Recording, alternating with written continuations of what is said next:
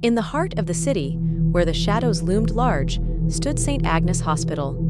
It was a place of whispered secrets and lingering dread, a place where the thin veil between the world of the living and the world of the dead seemed to grow thinner with each passing night. The hospital had a history, a dark history, that had long been buried beneath layers of paint and polished linoleum floors. But some things could not remain hidden forever, and St. Agnes was a place where the past had a way of clawing its way back to the surface. Dr. Samuel Harkness had always been a man of science and reason. He had dedicated his life to the pursuit of knowledge and the healing of the sick. But when he arrived at St. Agnes, he quickly realized that this place was unlike any other he had ever seen. The patients whispered in hushed tones about the things that lurked in the shadows, the things that watched and waited for the moment when they could strike. It wasn't long before Dr. Harkness began to experience strange occurrences himself.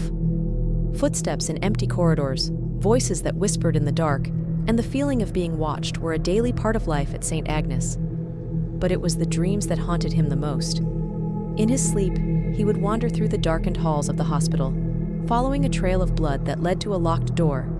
In his dreams, he could hear the cries of the tormented souls that were trapped behind that door, their voices pleading for release. As the days turned into weeks, Dr. Harkness delved into the history of St. Agnes, searching for answers to the mysteries that plagued the hospital. What he discovered was a tale of madness and cruelty that stretched back over a century. The hospital had been founded by a man named Dr. Edmund Blackwood, a brilliant but deranged physician who believed that he could unlock the secrets of life and death.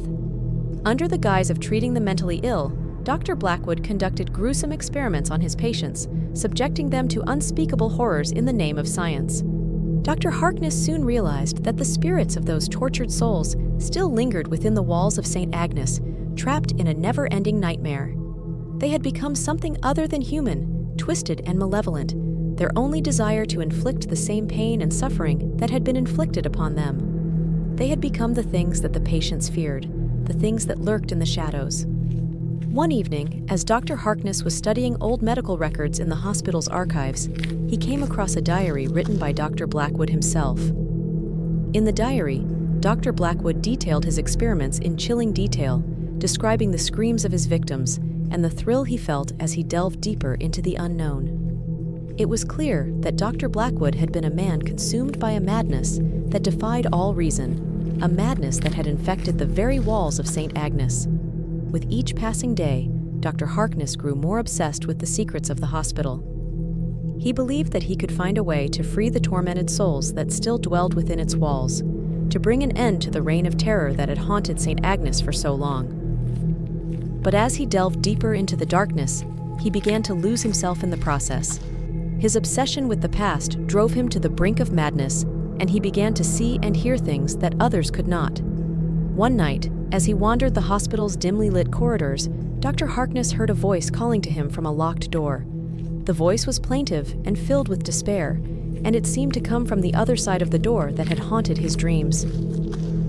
Dr. Harkness fumbled with the keys in his hand, his heart pounding in his chest, as he unlocked the door and stepped inside. What he found on the other side was a chamber of horrors that defied description. It was a room filled with the remnants of Dr. Blackwood's experiments, jars of preserved organs, and the mangled corpses of those who had been subjected to his cruelty. The air was thick with the stench of decay, and the walls were covered in strange symbols and incantations. As Dr. Harkness gazed upon the grotesque tableau before him, he realized that he had uncovered the heart of the evil that had plagued St. Agnes for so long. The tormented souls that had been subjected to Dr. Blackwood's experiments had become something more than human, something ancient and malevolent, and they had been waiting for someone like Dr. Harkness to set them free. The spirits swirled around him, their ghostly forms taking shape and reaching out to him with spectral hands. Dr. Harkness screamed in terror as he felt their icy touch, their fingers like daggers as they tore at his flesh. He tried to flee, but the door had slammed shut behind him, trapping him in the chamber of horrors. In his final moments, as the spirits closed in around him, Dr. Harkness realized the terrible truth of St. Agnes. The hospital was a place where the boundaries between life and death had been torn asunder, a place where the past and present were one and the same. The tortured souls of the past had been waiting for someone to set them free, and in his obsession, Dr. Harkness had unwittingly become the key to their release. And so, St. Agnes Hospital claimed another victim, its dark secrets buried even deeper within its walls. The hospital continued to stand, a place where the past and present converged in a never-ending nightmare, a place where the boundaries between life and death were forever blurred. Those who entered its doors would never truly leave, their souls forever trapped in the eternal darkness of St. Agnes. Thank you for tuning in. I kindly invite you to engage by liking, sharing, and subscribing to my channel, where I bring you real-life incidents.